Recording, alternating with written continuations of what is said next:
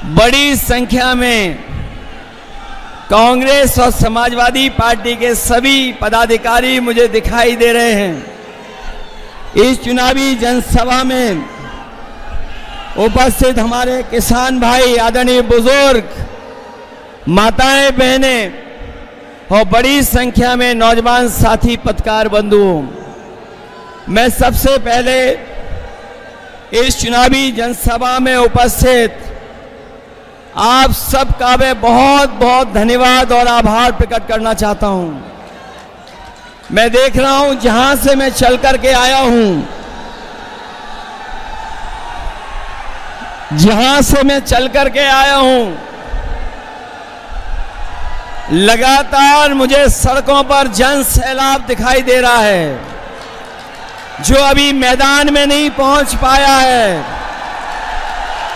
इस मैदान में जहां पंडाल है, पंडाल के बीच मुझे लोग दिखाई दे रहे हैं। दाईं तरफ जहां कहीं छाया नहीं है, अपना गमछा सर पे रख करके, और दूर बाईं तरफ ये जो जन सैलाब दिखाई दे रहा है, ये आज फैसला कर रहा है कि राहुल गांधी जी न केवल जीतेंगे बल्कि देश की रिकॉर्ड जीतों में ये रायबरेली शामिल होने जा रहा है। और ये जन सैलाब बता रहा है, ये जन सैलाब ने रायबरेली की राय तय कर दी है।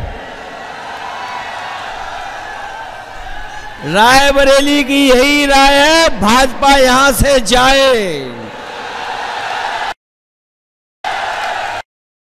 लोग अक्सर भाषणों में सुनते हैं हर जगह पर, देश के एक नेता हैं जो हर जगह पर अपना झूठा रिश्ता निकाल लेते हैं। एक देश के नेता हैं, बहुत बड़े नेता, जहां जाते हैं वहां पर अपना एक झूठा रिश्ता निकाल लेते हैं, वो भी देखने और सुनने कि राहुल गांधी जी का सच्चा रिश्ता रायबरेली से है।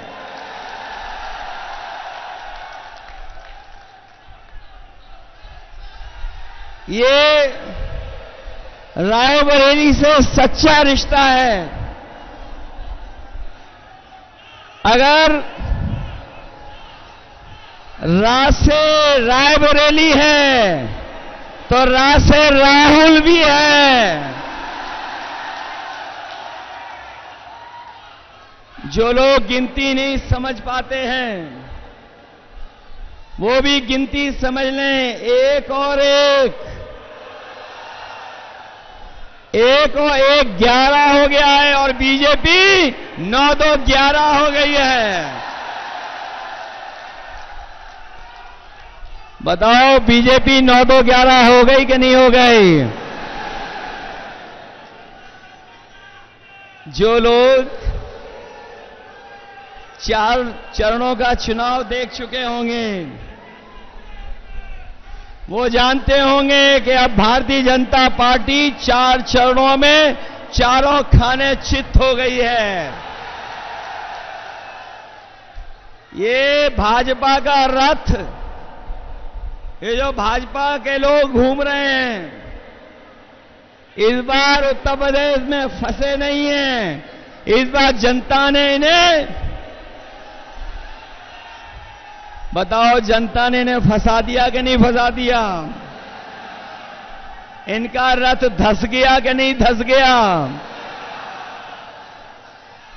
और याद रखना,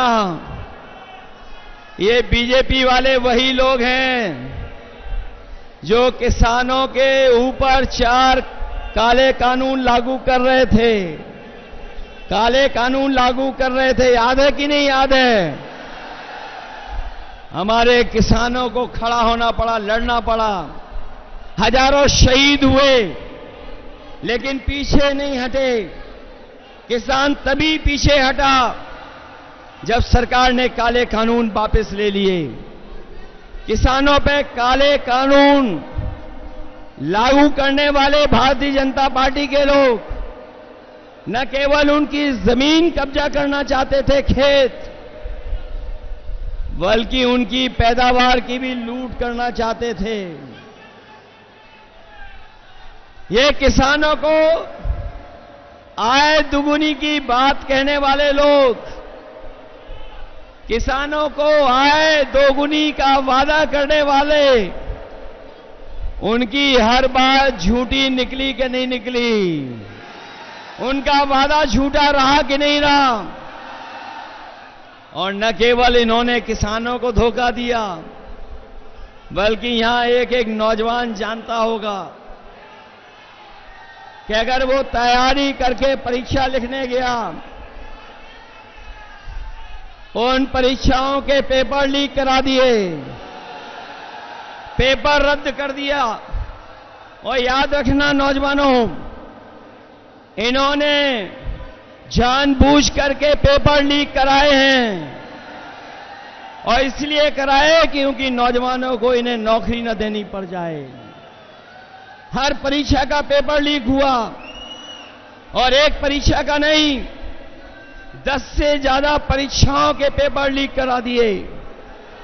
न केवल हमारे नौजवानों की नौकरी छीनी है, बल्कि 10 साल में हमारे नौजवानों का 1/3 जीवन इन्होंने बर्बाद किया है।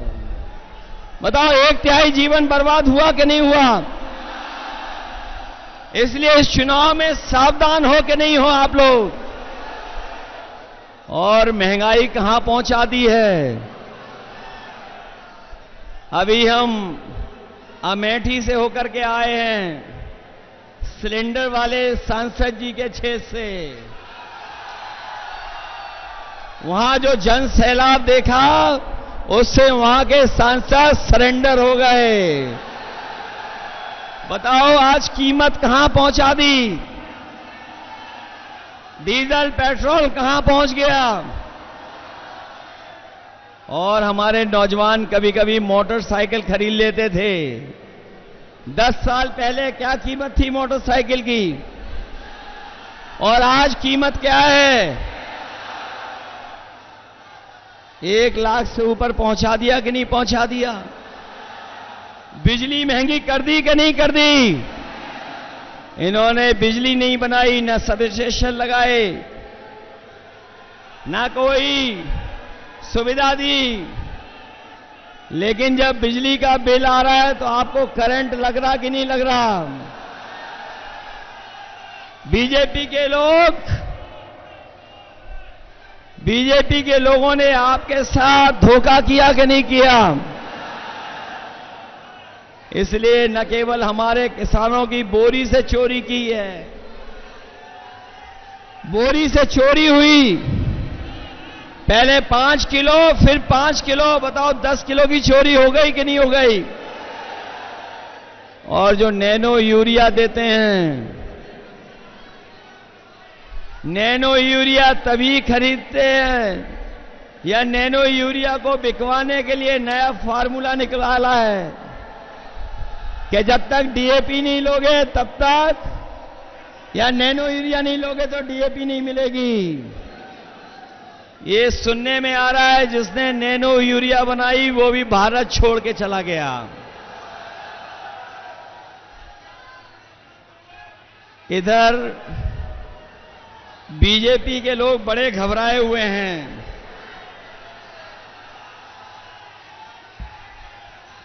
ये बीजेपी के लोग बड़े घबराए हुए हैं, और दिल्ली वालों ने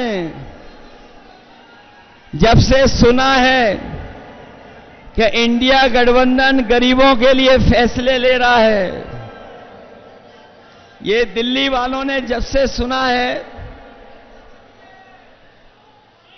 दिल्ली वालों ने जब से सुना कि गरीबों के लिए फैसले होने जा रहे हैं, तब से वो आपके प्रत्याशी के खटाखट खटाखट खटाखट की नकल करने लगे हैं। वो कह रहे हैं कि हम लोग विदेश चले जाएंगे, लेकिन हमारे देश की जनता जागरूक है। वो जानती है कि उन्होंने कुछ साल पहले ही अपने खासम खास लोगों को एक के बाद एक विदेश भेजने का काम किया था।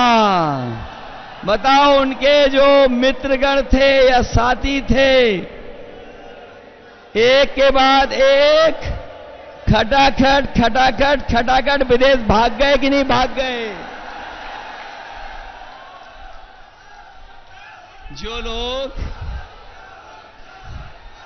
जो लोग देश को सपना दिखा रहे थे बड़ा बनाने का, बताओ कर्जे में डुबा दिया देश को कि नहीं डुबा दिया? और अब ये जनता कह रही है इनसे, अब जनता इनसे कह रही है कि अब आपको हटा देंगे फटाफट। बताओ, इन्हें हटा दोगे कि नहीं हटा दोगे? और जो कहते थे कि ना खाएंगे ना खाने देंगे, याद है कि नहीं याद है? जो कहते थे कि ना खाएंगे ना खाने देंगे, बताओ वो सब डकार गए कि नहीं डकार गए? डकार गए और कह रहे हैं गटागट। बताओ, खाने के बाद, इलेक्ट्रॉल बॉन्ड के बाद तो इन्होंने डकार भी नहीं ली। इसलिए ये चुनाव हमारे आपके भविष्य का तो है ही है। ये हमारे आपके भविष्य का चुनाव तो है ही है।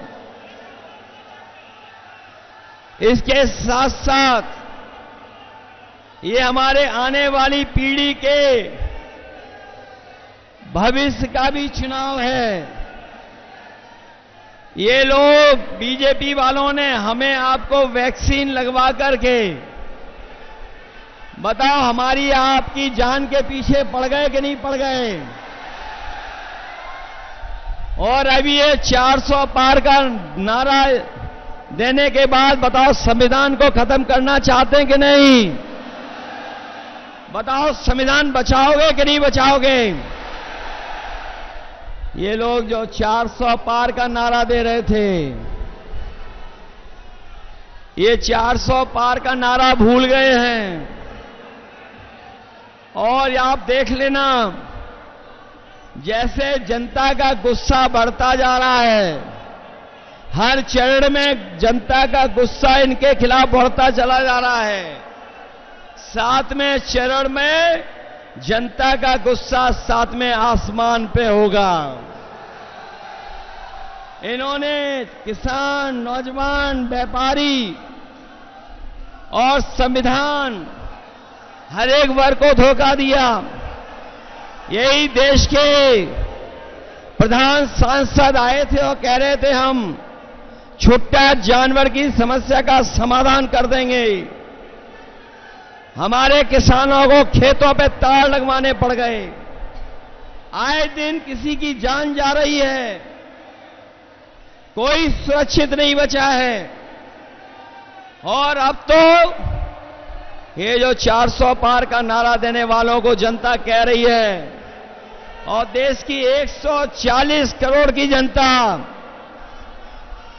कह रही है कि इस बार इनको 140 सीटों के लिए भी तरसा देंगे,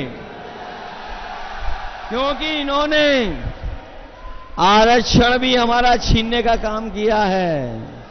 ये हमारे 69,000 वाले शिक्षक भर्ती, ये जानते होंगे, शिक्षा मित्र वाले जानते होंगे, या जिन्होंने तमाम नौकरियां की परीक्षा लिखी वो जानते होंगे कि इस सरकार में सब उल्टा पुल्टा हो रहा है। न केवल नौकरी छीनी जा रही है, नौकरी ना दें, जिससे हम आरक्षण नहीं देना चाहते हैं, वहीं 69,000 वाले हर जगह पर बैठे रहे, सालों साल आंदोलन किया, लेकिन उसके बाद भी उन्हें न्याय नहीं मिला। हम अपने किसान, नौजवान और आम लोग कह के जा रहे हैं, ये इंडिया गठबंधन और समाजवादी लोग आने वाले समय में 4 जून के बाद जब बदलाव होगा तो आपकी हर समस्या का समाधान हम लोग करने का काम करेंगे। इसलिए आप सबसे मैं अपील करने आया हूं, आप सबसे मैं अपील करने आया हूं, ये चुनाव रायबरेली का पूरा देश देख रहा है, पूरे देश की निगाहें लगी हुई हैं, और विशेष हम अपने समाजवादी साथियों से कहेंगे जो यहां पर हैं सभा में, और जो हमारे मंच पे भी साथी बैठे हैं, कि सब लोग मिलकर के कांग्रेस पार्टी के प्रत्याशी राहुल गांधी जी को ऐतिहासिक वोटों से जिता देना। और जब देश की बड़ी जीतों की गिनती हो, जब देश के बड़ी जीतों की गिनती हो, तो उस गिनती में भी समाजवादियों और रायबरेली को शामिल कर देना। बताओ कितने वोट से जिताने जा रहे हो? उसके लिए घबराओगे तो नहीं आप लोग? सुना है बीजेपी का जो प्रत्याशी है वो भू माफिया है।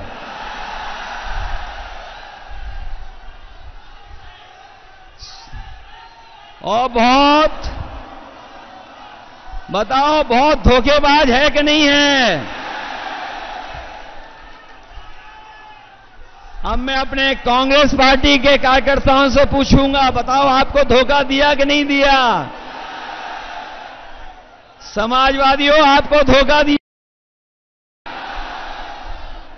ये जो समय समय पर बुलडोजर लेकर के चलते थे, बताओ अपने वोट का बुलडोजर चलवाओगे कि नहीं चलाओगे? और अगर आपको बूथ पे रोके तो रुक तो नहीं जाओगे? ये रायबरेली वाले हैं, बूथ का रास्ता ढूंढ लोगे कि नहीं ढूंढ लोगे? ऐसा तो नहीं कि अगर आपको रोके तो आप रुक जाओ। इनको अपना बूथ तो नहीं लूटने दोगे? इसलिए हराओ ऐसे भूमाफिया को और धोखेबाज को। बताओ धोखा दिया कि नहीं दिया?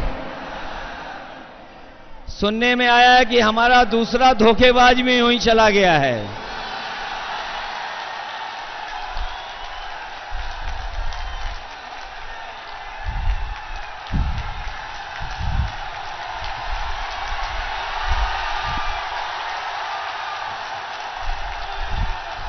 और ये जो अभी अभी गया है धोखेबाज, उसकी खासियत है, जो अभी अभी धोखेबाज गया उसकी एक बहुत अच्छी खासियत है कि वो जहां जाता है वहीं गड्ढा खोदता है। इसलिए सावधान हो कि नहीं हो?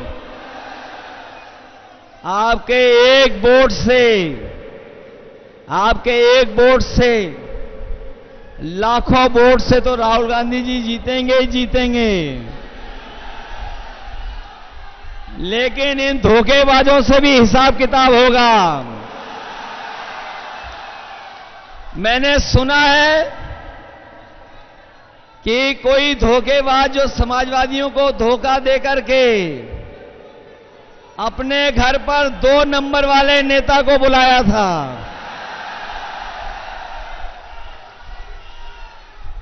कौन से नंबर वाले नेता को? अरे भाई मैं नहीं बोल सकता 2 नंबरी नेता।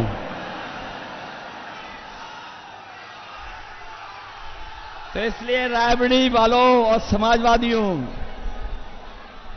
ये आपकी भी परीक्षा है कि अगर कांग्रेस पार्टी आगे बढ़ रही है तो 5 लाख से ज्यादा वोट जिताने का काम करना।